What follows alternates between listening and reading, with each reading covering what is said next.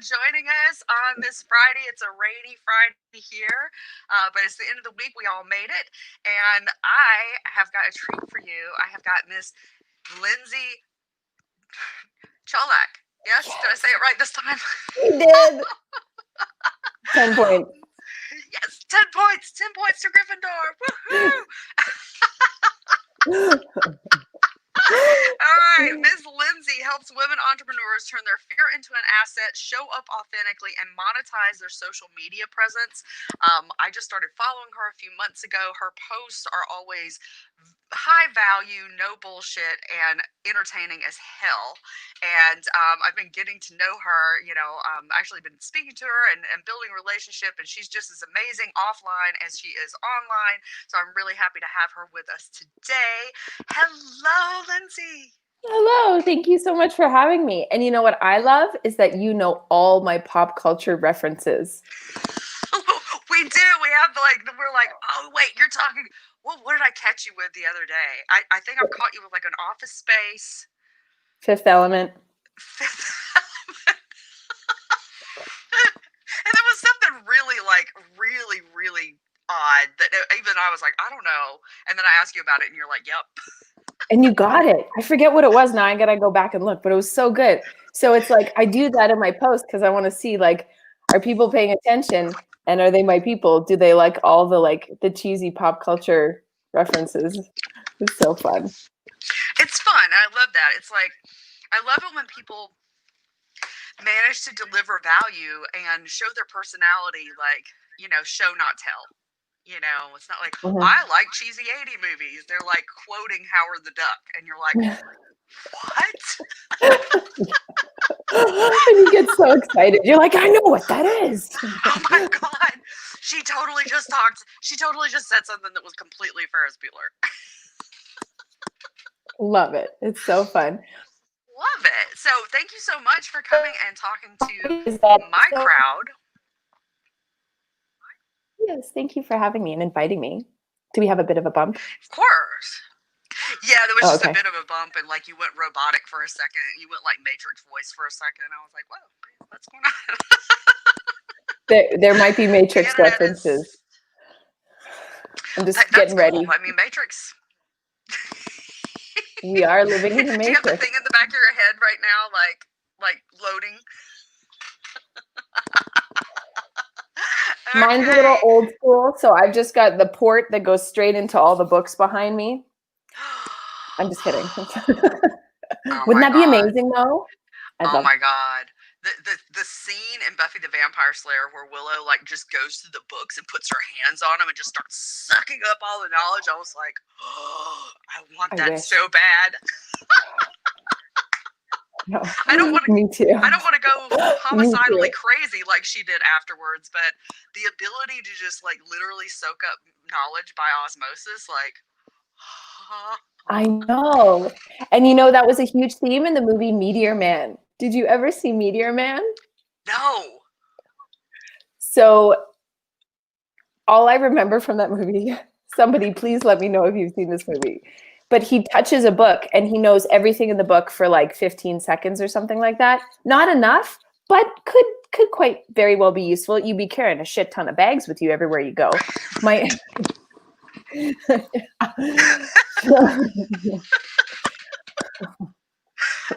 is awesome.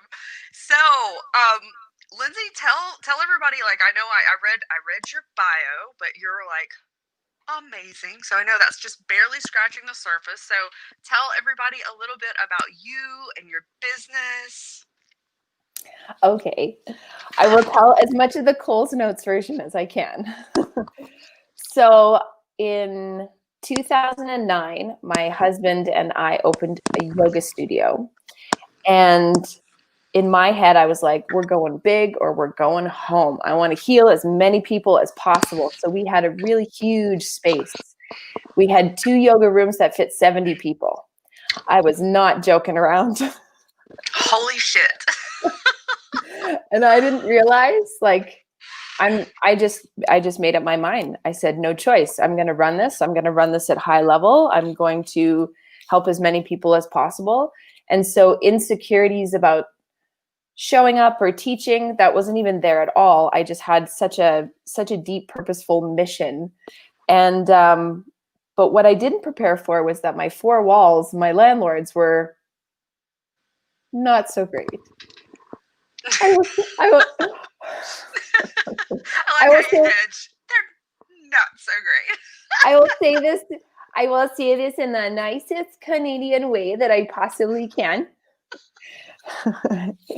They were fucking horrible. That's what they were.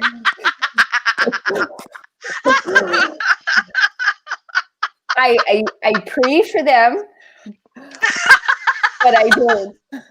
That's we in the southern U.S. we say, bless their hearts, but what we really mean is fuck them. Oh my gosh! So you had this huge space, and you had prepared. And I mean, I know enough about you to know that when you say you decided to go big or go home, you didn't just plan for a big space. Just you went all out with advertising, with equipment, with everything. Am I right? Yeah. Well, the crazy thing is in the beginning we didn't have to advertise very much because we were a brand new yoga studio and it was hot yoga, and that was kind of a new, sort of, not really a new thing, but our classes were packed. And then a girlfriend of mine who came to teach for us, she had taught in Toronto for quite some time, and it's when Groupon first came out. Are you ready for this? So she's like, we did 20 classes for $20, and one class is $20. Right. And I was like, that sounds like a wonderful idea. We have the space. We can hold that many people. Girl, we had my husband's friend ran the movie theater down the street. He had to get the lineup poles from the movie theater because we had so many people.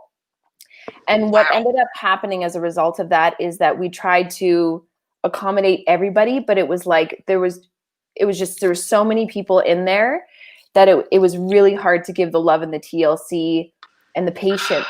That was a big one. The patience with all of it, because there's the people who are excited to come and do yoga and people who just want to do their $20, right? We got the whole variety. Anyway, it was crazy. There was one day where my receptionist called me, and it was like Sunday was like my day off. And so I was actually across the street at the bookstore. It's like our version of Barnes and Noble. And having my coffee. It was so nice. And then my receptionist calls me. On your day off, because there's no day off when you're an entrepreneur, especially like online business. We can step back, but if you have a brick and mortar business with people coming into it, you have employees there, you really never have a day off. Yeah. So you're like, even if you're not in the space, your body and your mind runs at like 70% capacity of stress. So you're always living in this stressful state, because at any time the phone rings, you're like, holy shit, is it the studio? So anyway, my receptionist calls me and she's like, yeah, so there are 75 people here right now. We can't fit them all into the class. And I was like, oh, so I'm across the street. I was like, fire up the other yoga room. Tell them that another class will start 10 minutes later. Oh, is it? Sorry. Is it? So you're fine. You're fine. I'm trying to change because this is only showing to my friends on my profile instead of just showing public. Which isn't a big deal. I was just trying to. So, okay. So you ended up going in on your day off to teach another class. Mm-hmm. Which was totally amazing because we had like 90 people come through the door. But anyway, so we had these challenges with our landlords. Again, I tried to make this the Coles Notes version, and I did a shit job already. So, our landlords were very, very challenging, and they were slumlords. And I say this hesitantly because I don't like talking shit and smack. I don't like that. But they were not so great. And they would give us these bills that were like, you owe $56,000 by Friday or we're going to shut you down. And I was like, so we had to like work stuff out and do a payment plan.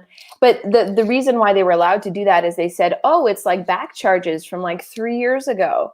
And we were already in a lawsuit with them because we used to have floods every June because they told us to core into the wrong pipes.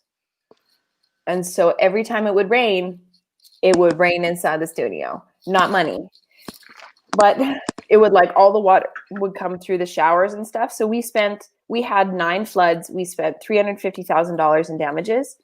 And that was something that our landlords were supposed to help us out with. And no, they did not. And only when the city started to sue them because the pipes were all messed up in that building, that sewage was going into the river. So they were getting, you know, fees or like big, huge fines every day. And so then they came in and they fixed everything, but it was an absolute mess the whole time. And we had an out-of-court settlement, which was garbage, but my husband and I were just so beyond wrecked that we're just like, whatever, we need to end all this. And then we ended up having to walk away because they raised our rent 50%. I laugh about it because it's so bloody ridiculous. And so if you're a landlord out there, I'm saying, don't be like those people. Don't do that, man. It's called karma. You know, some crazy ass shit's gonna bite you in the ass. That's all I'm saying. And the thing is with this gentleman who ran this company, this very large company that owned a lot of the city, he had tons of lawsuits, 10 at one time is what our lawyer said. And unfortunately, you ready for this one? There were hitmen out to kill him. And so there was a news report where he was shot at in his Bentley or his Rolls or whatever in his neighborhood, and they missed. Not saying he should have. I'm not saying I'm just saying he didn't die. That's all I'm saying. He didn't die, and you're not the person who put out the hit on him, but a part of you was like, "Go, man." I'm sorry. No, but you know that would have been me.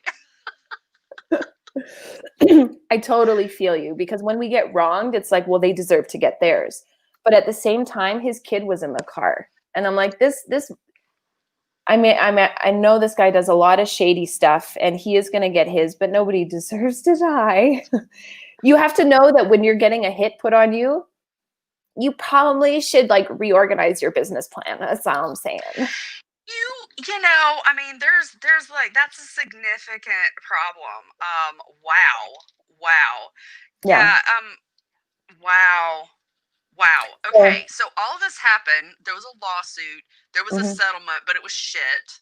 You guys walked away, and you're like, look, as long as we're not getting shot at, as long as we're not dealing with, yearly floods, like, let's just move on. Oh, yeah. Totally. And the thing is that was our baby. And that was our family. Like the energy and intention behind the space was like, I want this to be people's second home. Yeah. This is where they can go to heal. This is where they feel safe. And a lot of people lost their favorite studio. And I still have students, 4 years later saying to me, there was no studio like your studio. And I'm like, it's just because you were used to it. They're like, no, there's no community like that you gave. And I was like, well, that feels very nice. And then they always ask me, you know what they always ask me? When are you going to open another one? And I'm like,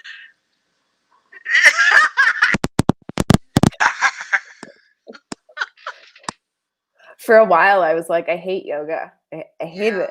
I hate it. Yeah. But I don't. I obviously don't.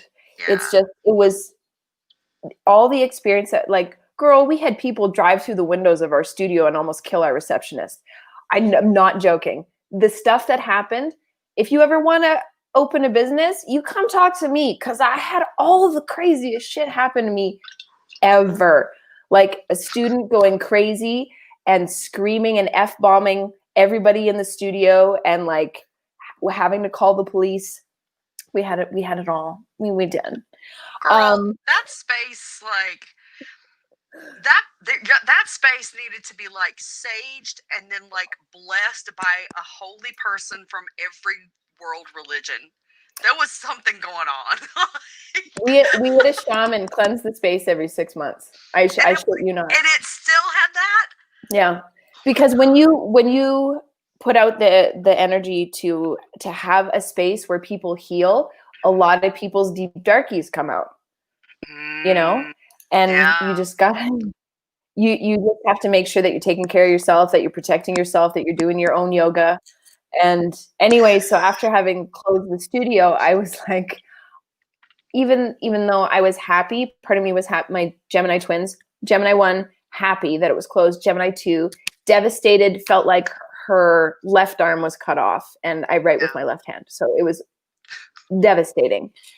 And so I had to stay coaching. So I health coached because it was super easy for me to do. And then I went into, I went a little bit deeper, went into emotional eating coaching because I had suffered with that for 10 years. I used to be 50 pounds heavier than I am now. I don't ever have to worry about any of that stuff again because it's all in the old noggin. Yeah. And then congratulations. Thank you. It's a huge feat to be able to make peace with that part of your brain. Yeah. Absolutely. Yeah. And so the thing that I wanted to do originally was to help entrepreneurs find their true self and not burn the fuck out. Right. And have fun with their business. And, right. And so I focused on the online space with the coaches and the consultants and so on and so forth, because it's like, it's your own business. So you are the director, the writer, the producer, the protagonist to your creation of business. And so because of all the antagonist too. Always. Always. Sorry. It's so true though. But the fun thing is I get to teach my clients how to fall in love with their villain and to shift their perspective on their antagonist or villain and become friends with them and realize that when they're having a toddler, their villain is having a toddler tantrum. It's actually the direction that you need to take your business, and you need to take a step back, take the ego out of it, take the victim-y out of it, the limiting beliefs out of it, the old stories out of it, and look at it and say, okay, I'm trying to expand and the villain doesn't like that so much. So what's really going on here? Right? I love that. Just move forward to that. Yeah. I love that. Okay, so no more brick and mortar businesses for Lyndsay.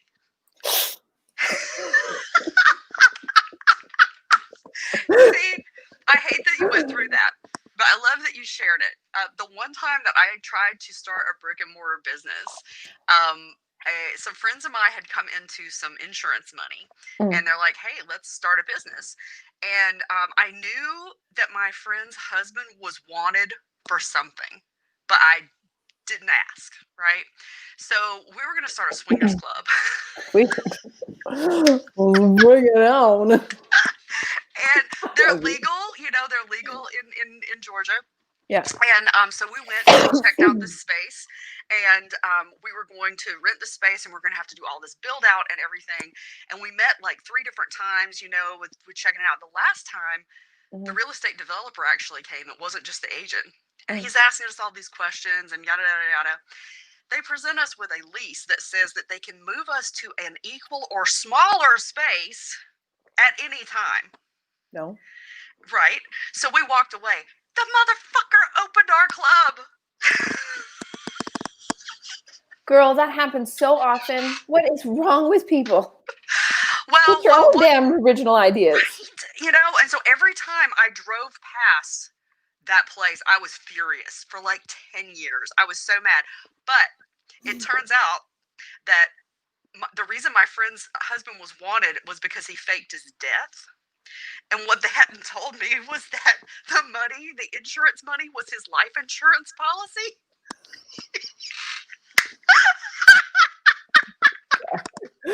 Well, that's a good plan. I like that plan. Well, and he was going to jail for life, and so he faked his death.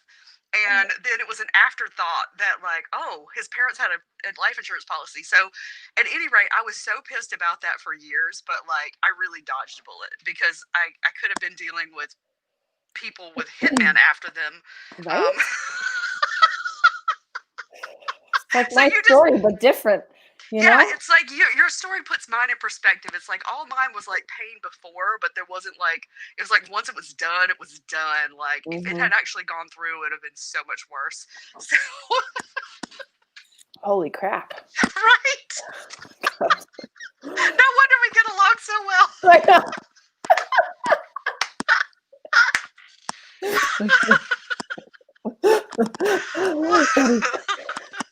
and I, Like, you know, you know, he was going to jail for life, and so he faked his death. And it was just like, you know, I went to the store today and I picked up some juice, and I didn't like the juice. Like, just the way you said it was just so nonchalant, and I'm like mortified. no, I've led a very, very colorful life, and it's funny because I look pretty innocent, right? Well, that's the problem. It's the innocent ones. That's right. And so when people, you know, I don't know, I pull out, you know, some experience, and I'm just like, huh. But as you were telling that story, I was like, it's very different, you know. Obviously, like you weren't hanging out with convicted dead drug dealers, but But you didn't know that either. Give yourself a break. You didn't know that either. I mean, I knew enough to know that he was on the run for some shit. I was like, I'm smart enough to ask to not ask for what, but is that really smart? You know? No. Was it really smart?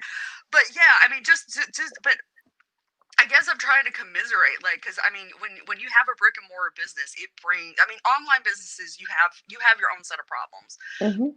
but you're not dealing with building inspectors and pipes bursting and that kind of stuff, right? Yeah. Yeah, I mean, if someone says a bad comment about what you do, you just get to block them. You can't do that when you have a business. If you have a bad Yelp review, there's a whole other process. You most part you gotta, or a Google review, you gotta respond, and you gotta be the bigger. Always have to be the bigger person, no matter if they were completely wrong and lied. There was one review that we had that was just and so you just deal with it, and that's why when I could, I hired a general manager who had a very thick skin, who was like, I went to her, I was like, can you handle this call, because I just can't. I just can't do it. A confrontation in me, I was like, I had this one gal would come to our studio, and it's very important that people were honest in their registration form, because if there was any injury or illness, then we can work with that. We're aware of that. We can support that.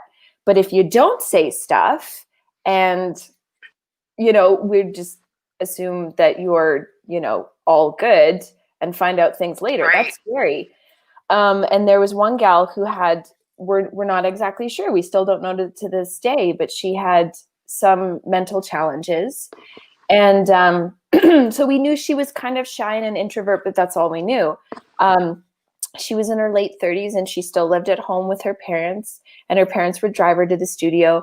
And so I would talk to, my teachers would always ask me, what do we do about this one student? We want to support her, we want to help her, but she's getting worse. And we don't want her to actually hurt herself in the postures, because she's not listening at all.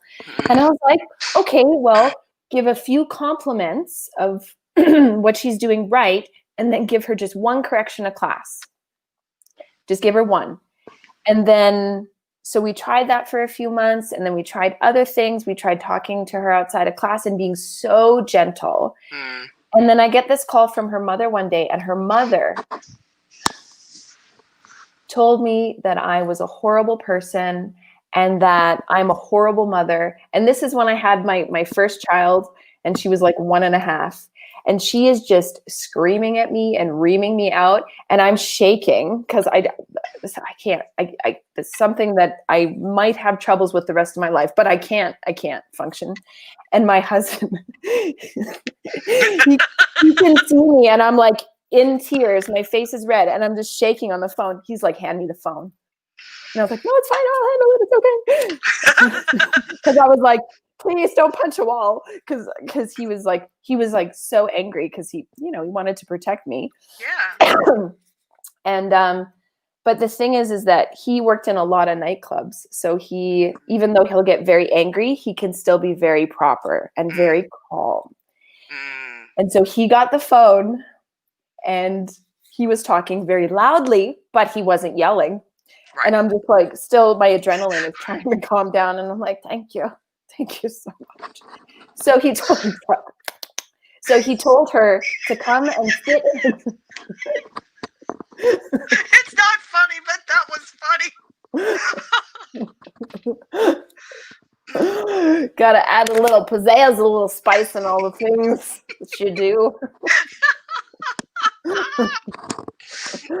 So anyway, he invited her to come and take a class. She's like, well, I can't take the heat. He's like, I'll put a chair in the back of the room and you can just watch. Because she was saying that I told all the teachers to call her out in class and make her feel terrible. There is no cell in my body that could ever do that. That's just not the type of person that I am. Sometimes I'm like, give them a nudge, but it's not like call them out and make them feel like garbage. Right. Right. And so, of course, she never did that. Yeah. But you tried to handle it. And,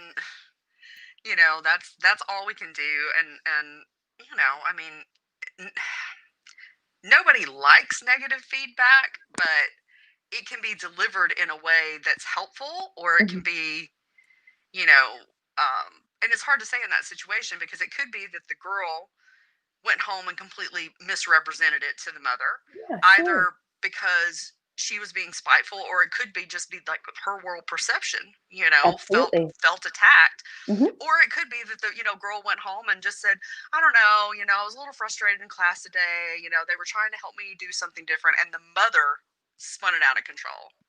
You just don't know. See, this is the thing about marketing. You don't know anything about that person at all. Right. You know nothing. So when you're like calling to your ideal client, you're doing the best that you can. But I mean, you don't know all the deep darkies that people have dealt with, and you have to be so respectful of that space too. So, because I've seen many things that would scar many people. I honestly, Heather, I do not know how I'm still alive. How I didn't have to go through many, many, many, many, many years of therapy. I think it's just because I did so much yoga that I lived off the residual classes that were in my body, and I didn't spontaneously combust. I can only imagine. But it was a blessing. Yeah. Sorry, it's an ice cube. It was a total blessing. I mean, I might actually have a twitch from that experience. I don't know. It just comes out sometimes. I'm just kidding. Oh my gosh. Okay. So all this, so it sounds like you were already health coaching, right? You just, you had thought that the yoga studio was going to be your primary thing and maybe phase out coaching or something. Well, I started doing, you know who Louise Hay is? I do. Yeah, so I took her workshop training in 2013, and I started bringing those workshops and her private coaching methods into the studio then. And so when the studio closed, it's like, well, I got to do something, because I will literally go insane if I do nothing. And so then I just started health coaching with life coaching, and that's, was the beginning of doing the online thing. Lovely.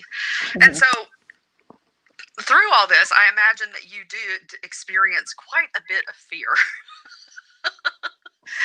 And did all of these experiences, is that how you came to see fear as an asset? Oh yeah. No choice. No choice. Me and my fear are best friends. I'm just kidding. It's my fear. Yeah.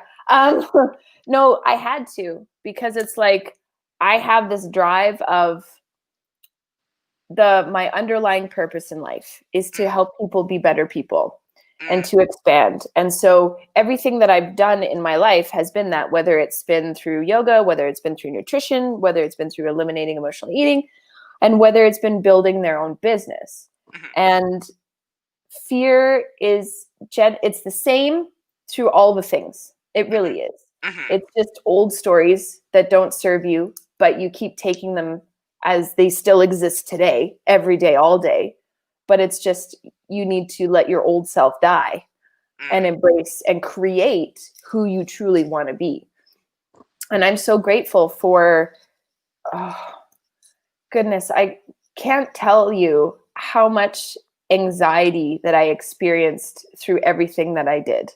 Like gut wrenching, absolute terrified to take this next step of whatever I had to do, whether it was teach my first yoga class, whether it was like the studio was supposed to open 6 months before it did, and we were sitting in a finished studio and our landlords were, doing their thing. And so there's so many things that I had to, and I'm so grateful because when it comes to fear and when it comes to mindset and all that stuff, I have no problem in sitting down with it all and being like, hey, fear, what's up? Let's have a conversation. This is one of the, here's the bestest thing about dealing with your fear that I discovered. I'm going to share with you, and everybody's got to do this because it's so delicious. So I have a certain meditation visualization that I take people through, but I'll give you the click, click. There was a meditation that my mom taught me when I was a kid. And, but you don't really need to do the whole process. All you need to do is to get nice and relaxed and imagine a beautiful space in your mind. My mom will call this your workshop. And so like she said, you can create this little healing center if you're feeling sick and you need to go make your own potions and take them. And, you give power to the things that you believe in. And it's just this fun fantasy world in your head. Mm-hmm. And so I have this special, beautiful room. It's like all glass windows all the way around. And there's 2 really comfy leather chairs in the middle of the room. And so I ask fear to come and sit with me. And I personify fear because it's me, your fear is you. So I imagine what fear looks like, what they sound like. And I just sit down, have a cup of tea with them, and I just have a conversation. And when I ask a question and they answer, I take the response that comes into my head as truth. And what you don't realize when you do this exercise and personify fear is that they are so loving and all they want to do is protect you. And it's the coolest thing ever. And when you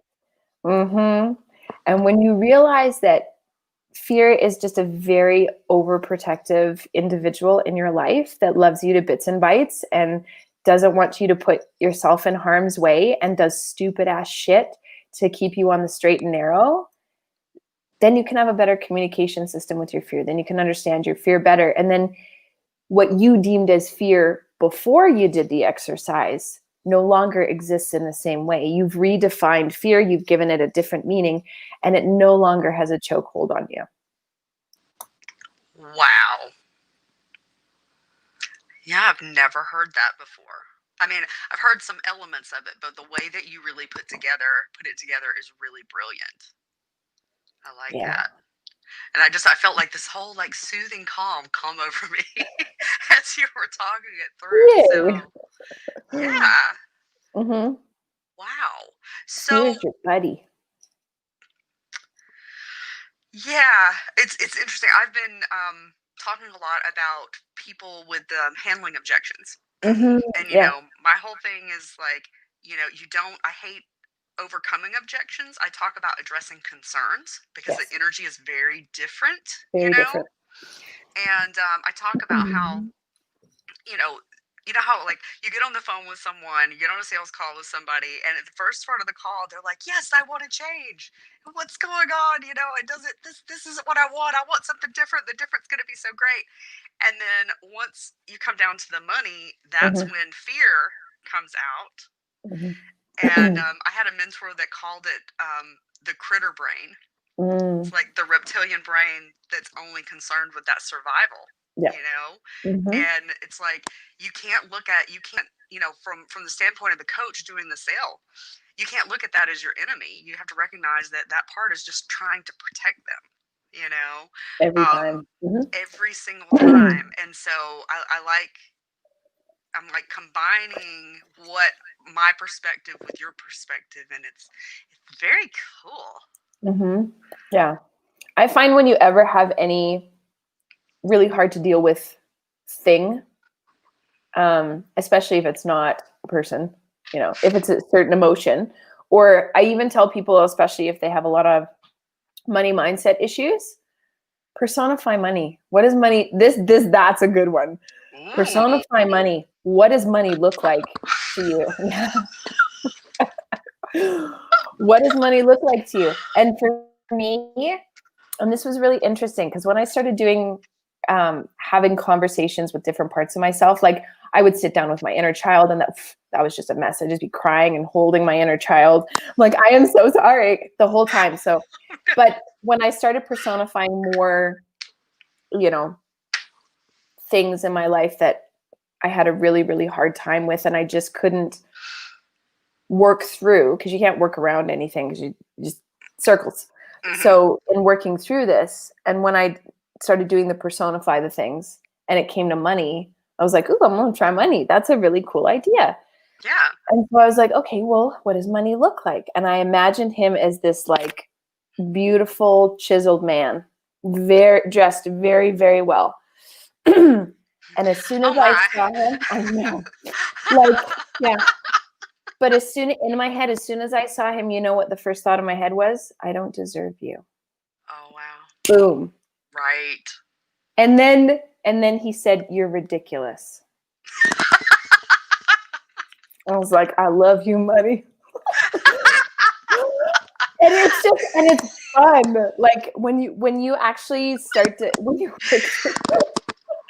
you work through like the initial reaction to how this person of money is to you in your brain, and you get out the first couple of things like, "Whew, I don't deserve you." You just like, and then you have a conversation, and then you have banter, and then you have communication, and then whenever I have any money issues, I go and I talk to him, and he's like, "You're so silly. We're having the same conversation over and over again. Aren't you done?"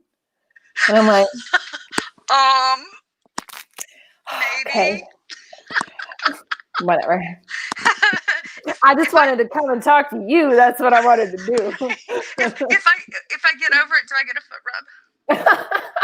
Ooh, that's a good visualization. I am going. Yeah, it's gonna be my next one tonight. Thank you. Cheers. Oh, that's my side business is giving people like fantasies. Mhm. Are you serious? No, not really, but it's turning into it. So I just gave you You the foot rub should. thing, and I I I sent an inappropriate text to one of my online friends, and she was like, "Thanks." I was like, "Oh God." But we need that though. We need the pattern interrupt. We really do. Right. We need it so badly.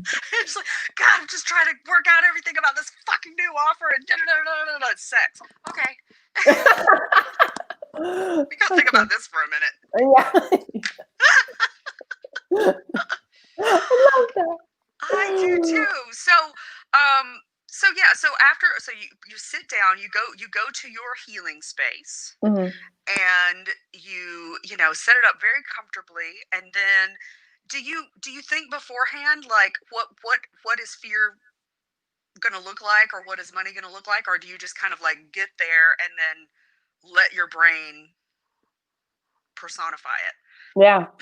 I don't I encourage you not to think too much about it, because when you start thinking too much, um it's not as real, even though it's made up. It's questioned so much that you just start questioning too many things, and you just don't go with the flow in your brain. And I think it has a lot to do with cutting off your intuition as well. So when you Mm, can use this as an exercise to trust yourself, I mhm. mean, anytime you would go into this healing space, it's a very like, I have to trust myself. I have to listen to myself. I have no choice. Otherwise, this whole experience, this whole exercise is wasted. And so I found that whenever I meet um, a thing, like Mhm.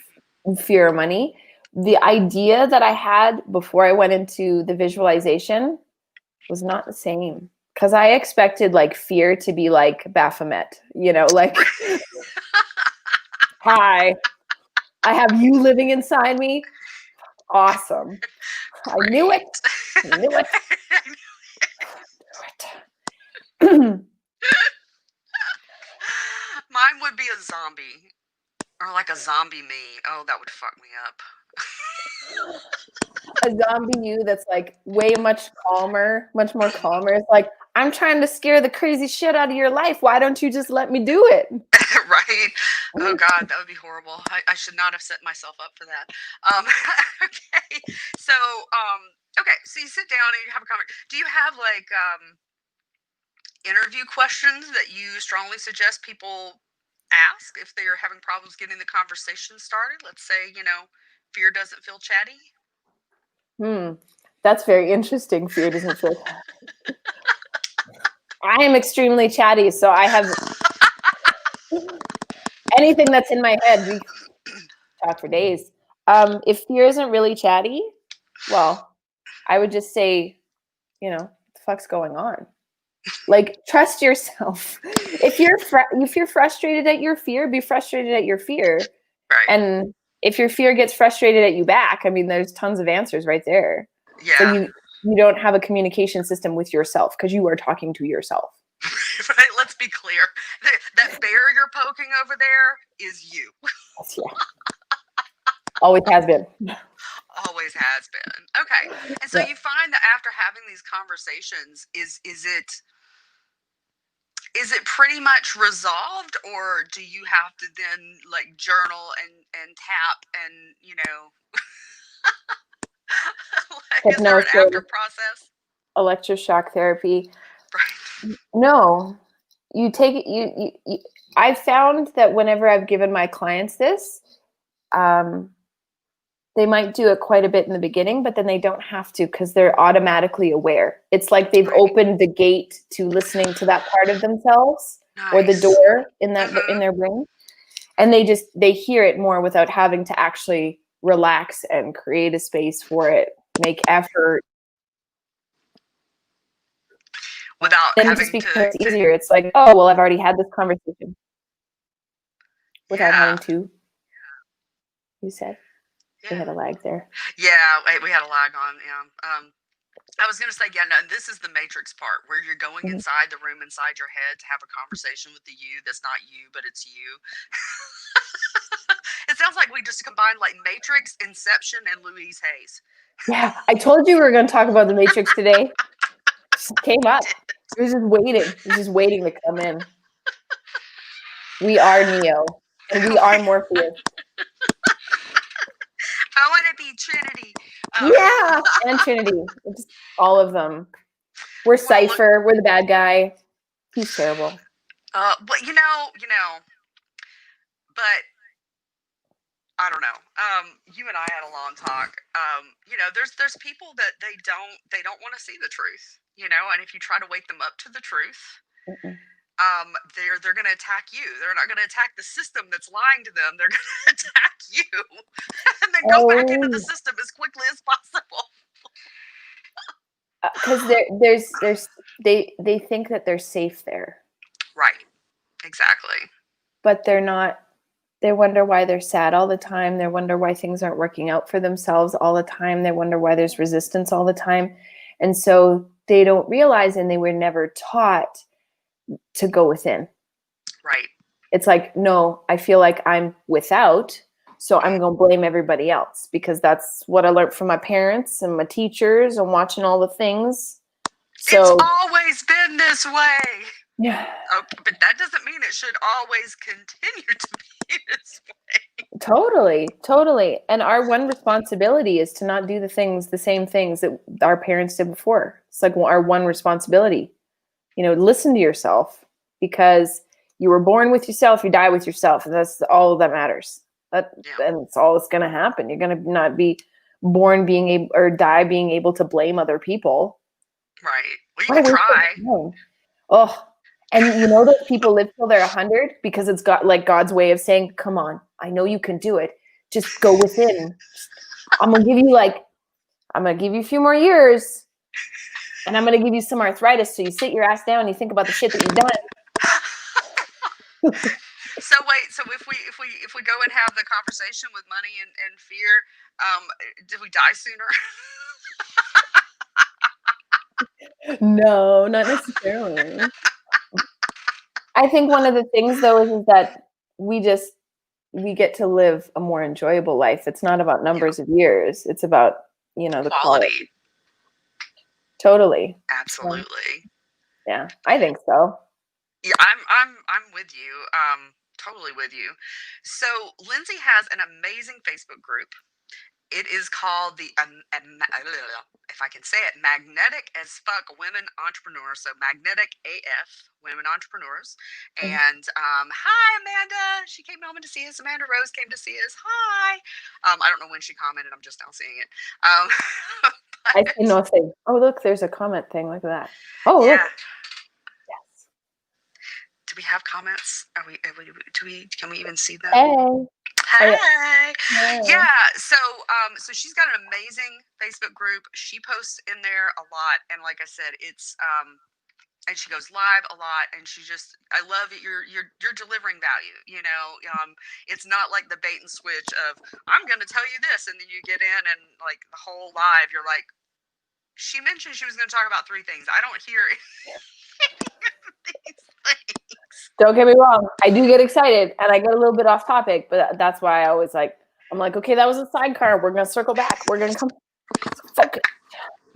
Well, I was just talking to Amanda earlier about how, like, especially on webinars, one tactic, it's not all webinars, but one tactic is to like talk about, I'm going to tell you about all this. And then you get on the webinar, you listen for an hour and they never talk about it, and then they upsell you to the thing that you were supposed to learn in the webinar. And I was like, I get not giving away everything, but like give people like the overarching like 3 themes of it so they at least have an idea of what you want them to buy.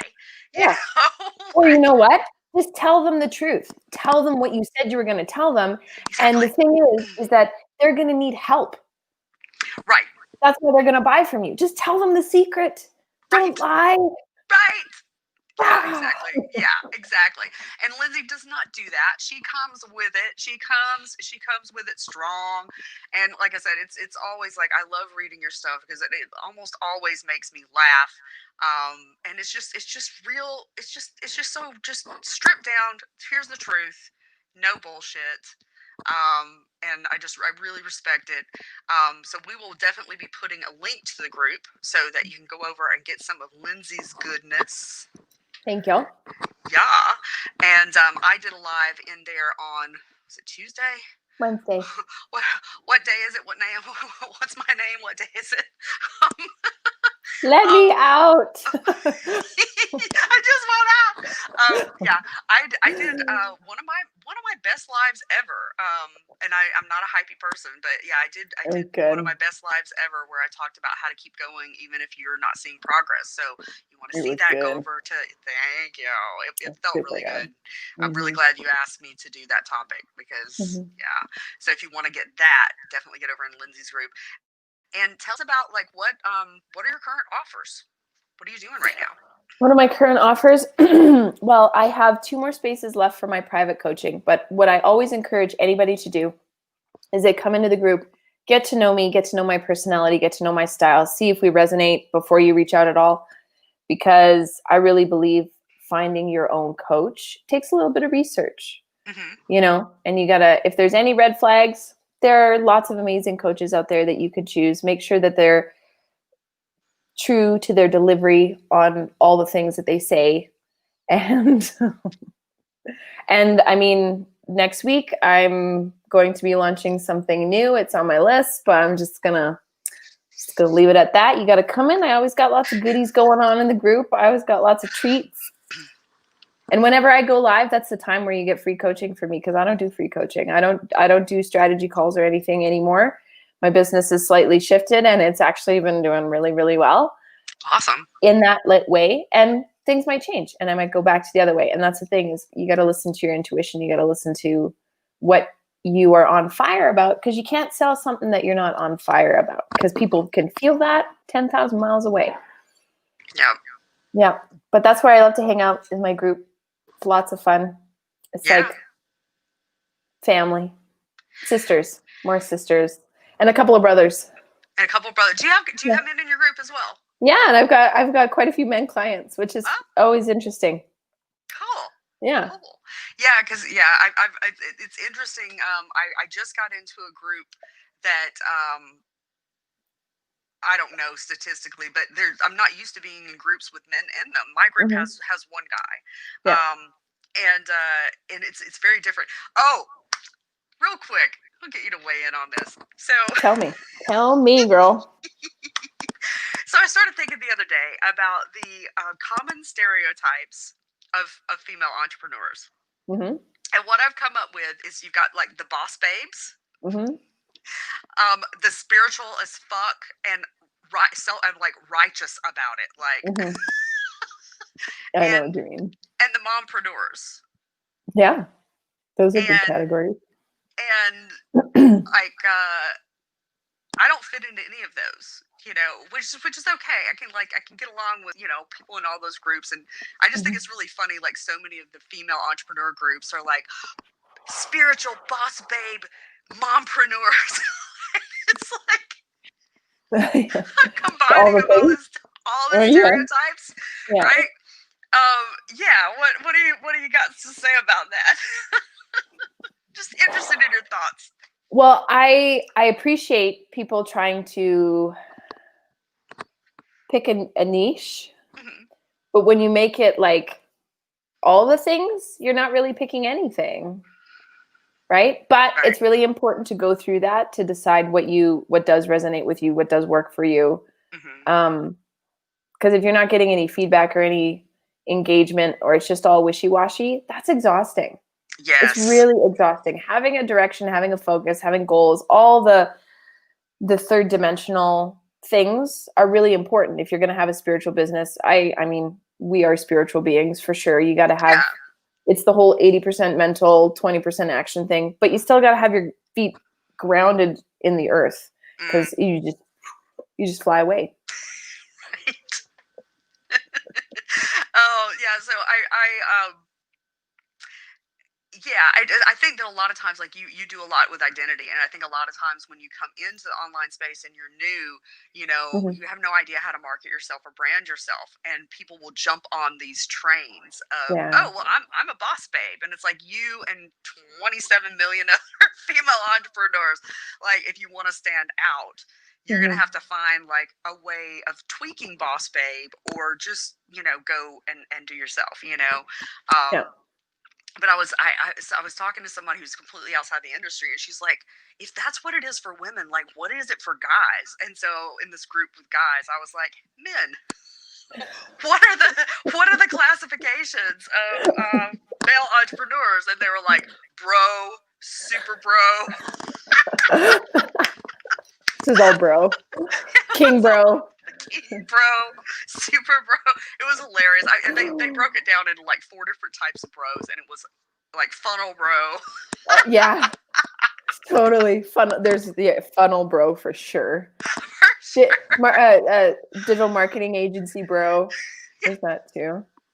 Yeah, but it was like, oh god, it cracked me up. It cracked me up. I mean, that's a really good point though, because it's like we all want to fit in somewhere. Sure. And I mean, if you follow the philosophy or the idea or appreciate it of the blue ocean strategy, it's like you kind of got to be yourself to find your blue ocean strategy. And that's something that I really believe in, is showing up authentically. It's like, who am I in this world? Who am I in this online space? Who am I? And I mean, the best way that I've discovered to do that thing is to do your lives and your content as if you're talking to your bestie, who is actually your ideal client. How would you talk to them? Right. And that's how I roll. And it doesn't take any energy. Yeah. At all. It adds energy. It's like this conversation that we're having. It's like firing me up. It's awesome. I love it. Well, thank you so very much. Is there Thank anything you. anything any last words you would like to leave all these wonderful, fabulous people with before we say good evening? And I say this with love. Are you ready? But I say this to myself too. Stop fucking around. For whatever reason you've been inspired to do this thing that you want to do, and you might be stuck in doing this thing, you are the only person that a certain percentage of people, your ideal clients, can resonate with. Yeah. For whatever reason you've been given this inspiration and this fire to be in this online space and share your expertise, or maybe you're not an expert yet, but you're one chapter ahead. It's all you got to be. There are people waiting for you, and they will only work with you because it's you. And I mean, that might be some Back to the Future, traveling to the future, time travel kind of shit. But the thing is that it's very true, and there's people that are waiting for you. So if you have mind shit, I call mind shit, if you have that stuff going on for you, it is so unbelievably important to just jump right into it, get muddy, figure this shit out, and move forward, because there's people waiting for you to help them and get them the results that you know how to get. So get over yourself. I love you. I love it. I love it. I love it. Love it. Love it. Well, lady, enjoy the rest of your day. Thanks Yes, again. you too. Thank you. Thank you for having me in your group. Thanks for coming into Thank mine. you. Yes, I love your group. Yeah, thanks. I love your group. We'll do this. We'll do this again. Yes, we will. We have to scheme ways of hanging out with each other because we're busy. This works. This works. Even if we're just like we're broadcasting our conversations together, let's do it.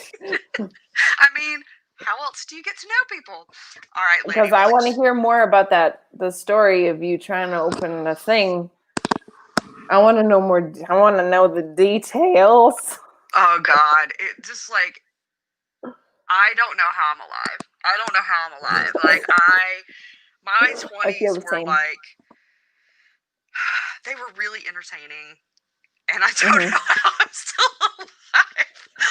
That will be the topic of conversation for it. That's the title. I don't know how I'm still alive, with Heather Wildsmith and Lyndsay Chollak, and we'll share our experiences of I don't know how I'm still alive. Well, yeah, because technically, I mean, I was in a very dangerous business, so yeah, we can totally tie it in. Yeah, you were. Absolutely. And I think it's very healthy to teach people about the extremes. Yeah. You don't have to go to the extreme. Just listen to my cautionary tale. And don't do this. When I'm going to tell you, don't do this at home, because you will get hurt.